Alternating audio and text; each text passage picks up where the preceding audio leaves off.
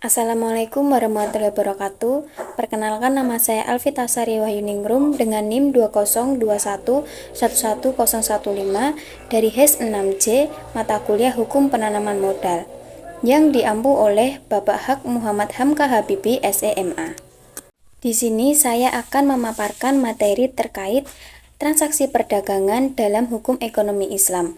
Subbab materi yang akan saya jelaskan yaitu yang pertama, definisi syariah dan keuangan, yang kedua, prinsip dasar dalam perdagangan perspektif Islam, yang ketiga, prinsip umum pasar dalam Islam, dan yang keempat, akad dalam keuangan syariah, investasi modal dalam ekonomi Islam.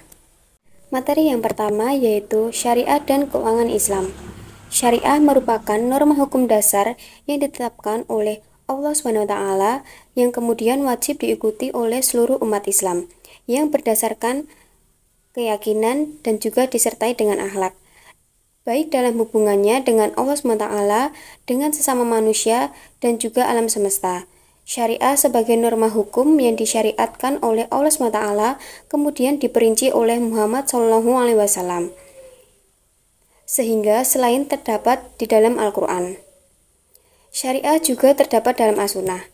Sedangkan keuangan Islam adalah sistem yang didasarkan pada Al-Quran dan Sunnah dan juga penafsiran sumber-sumber wahyu oleh para ilmuwan. Materi yang kedua yaitu prinsip dasar dalam perdagangan perspektif Islam. Yang pertama yaitu hukum asal setiap perniagaan adalah halal. Perdagangan adalah salah satu bentuk kerjasama antar manusia dalam memenuhi kebutuhan hidupnya, serta menjadi penggerak perekonomian. Kegiatan perniagaan atau perdagangan dalam agama Islam merupakan pekerjaan yang terpuji. Perdagangan merupakan kegiatan bermuamalah yang hukumnya diperbolehkan kecuali terdapat larangan di dalam Al-Quran dan Sunnah, sebagaimana di dalam Quran Surah Al-Baqarah ayat 188 tentang larangan bermuamalah dengan cara yang batil. Yang kedua, memudahkan orang lain, yakni aktivitas manusia dalam kehidupan haruslah memberi manfaat serta memudahkan bagi orang lain, termasuk dalam hal perdagangan. Prinsip untuk memudahkan orang lain sesuai dengan firman Allah SWT dalam Quran Surah Al-Maidah ayat 2. Contoh perbuatan untuk memudahkan orang lain dalam hal perdagangan adalah memberi, meminjamkan, atau memperpanjang masa tagihan untuk orang yang belum mampu membayar. Yang ketiga, kejelasan status, yakni prinsip perniagaan dalam perspektif Islam sangat menghargai hak-hak orang lain. Hal tersebut dilakukan dengan tidak mengambil hak orang lain tanpa persetujuan maupun dengan cara paksaan. Pada prinsipnya, perdagangan syariah akan terjadi apabila penjual memberi kejelasan mengenai harta atau benda yang diperjualbelikan sesuai dengan akad. Yang keempat, tidak merugikan masyarakat banyak. Pada dasarnya, perdagangan merupakan kegiatan yang bertujuan untuk membantu orang lain. Perdagangan sangat mengedepankan nilai-nilai kemanfaatan bagi masyarakat karena sesama muslim itu bersaudara. Sebagaimana firman Allah SWT dalam Quran Surah Al-Hujurat ayat 10. Yang kelima, kejujuran. Setiap aspek kegiatan manusia haruslah dilandasi dengan kejujuran. Berperilaku jujur akan membawa keberkahan dalam hidup manusia, bahkan dalam kegiatan berdagang. Kejujuran akan menghindarkan manusia dari transaksi yang mengandung unsur penipuan atau gharar. Yang keenam, niat. Niat merupakan inti dari sebuah amalan atau perbuatan. Amal perbuatan akan sah apabila memiliki yang baik dan akan rusak apabila niatnya buruk. Sebagai contoh dalam perdagangan, apabila pedagang memiliki niat untuk mengambil keuntungan dalam praktek jual beli untuk mendapatkan riba, maka dia telah menjalankan riba. Yang ketujuh, peran adat istiadat dalam perdagangan. Agama Islam tidak pernah menentang adat istiadat selama tidak bertentangan dengan syariat Islam.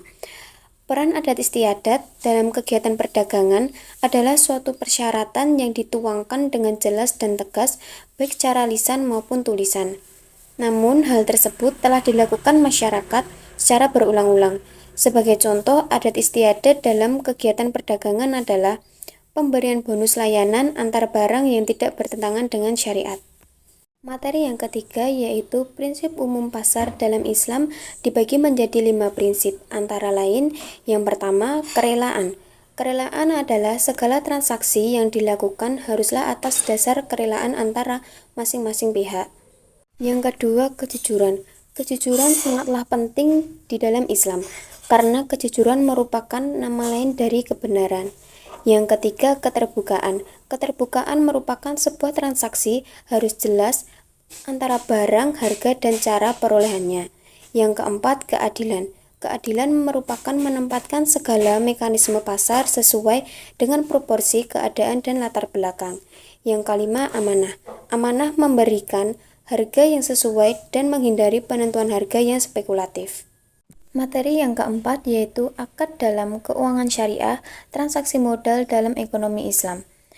Islam merumuskan suatu sistem ekonomi yang sama sekali berbeda dengan sistem ekonomi lain yang selama ini kita kenal.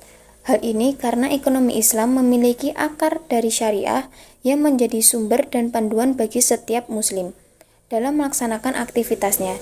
Dari dasar tersebut, maka sistem ekonomi Islam dalam membangun jaringan transaksinya yang disebut akad syariah, memiliki suatu standar istilah yang bersumber dari Al-Quran dan hadis.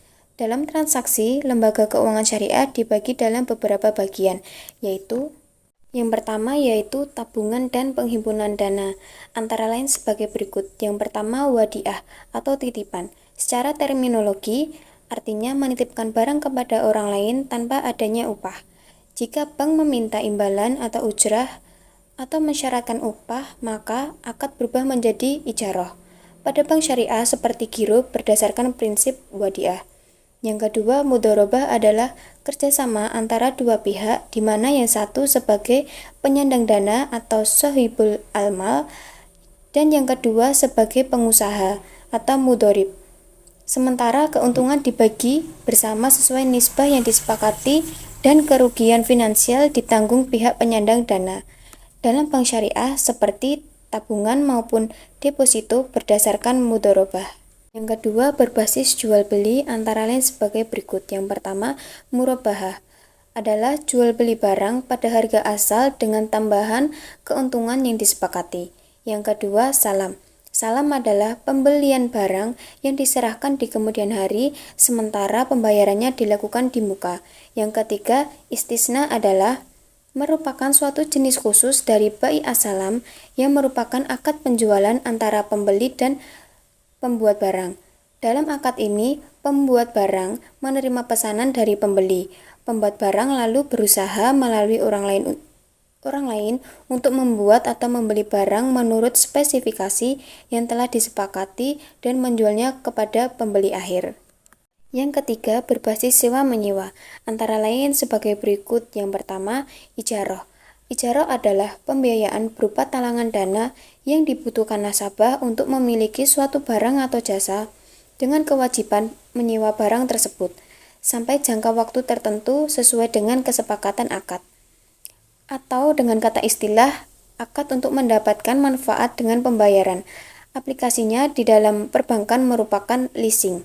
Yang kedua, ijarah muntahiyah bitamlik adalah akad sewa menyewa barang antara bank dengan penyewa yang diikuti janji bahwa pada saat ditentukan kepemilikan, barang sewaan akan berpindah kepada penyewa.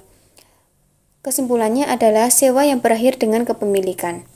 Yang keempat, berbasis upah atau jasa pelayanan, antara lain sebagai berikut. Yang pertama, kafalah. Kafalah merupakan jaminan yang diberikan oleh penanggung atau kafil kepada pihak ketiga untuk memenuhi kewajiban pihak kedua atau yang ditanggung atau makful anhu ashil. Dalam produk perbankan, kafalah dipakai untuk LC, bank guaranti, dan lain-lain.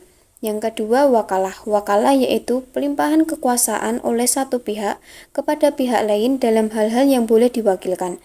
Dalam perbankan wakalah biasanya dengan upah atau ujrah dan dipakai dalam fee-based income, seperti pembayaran rekening, listrik, telepon, dan lain-lain. Yang ketiga, hiwalah, yaitu akad pengalihan hutang dari satu pihak yang berhutang kepada pihak lain yang wajib menanggung atau membayarnya. Dalam industri perbankan, hiwalah dengan upah atau fee atau ujroh dipergunakan untuk pengalihan utang dan bisa juga untuk LC. Yang keempat, ran atau gadai, yaitu menyimpan sementara harta milik si peminjam sebagai jaminan atau pinjaman yang diberikan oleh si piutang. Perbedaan gadai syariah dengan konvensional adalah dalam hal pengenaan bunga. Gadai syariah menerapkan beberapa sistem pembiayaan antara lain qardun hasan atau pinjaman kebajikan, mudharabah atau bagi hasil, dan muqayadah atau jual beli. Yang kelima, jualah, yaitu jasa pelayanan, pesanan atau permintaan tertentu dari nasabah. Misalnya untuk pemesanan tiket pesawat atau barang dengan menggunakan kartu debit atau cek atau transfer.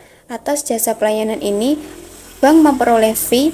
Selain di dunia perbankan, akad juga dikenal dalam perasuransian syariah atau dikenal dengan akad takaful, yaitu akad di mana saling menanggung. Para peserta asuransi takaful memiliki rasa tanggung jawab bersama untuk membantu dan menolong peserta lain yang mengalami musibah atau kerugian dengan niat ikhlas, karena memikul tanggung jawab dengan niat ikhlas adalah ibadah. Sekian yang dapat saya sampaikan. Mohon maaf apabila terdapat kekurangan dalam penyampaian materi dan semoga bermanfaat. Wassalamualaikum warahmatullahi wabarakatuh. Terima kasih.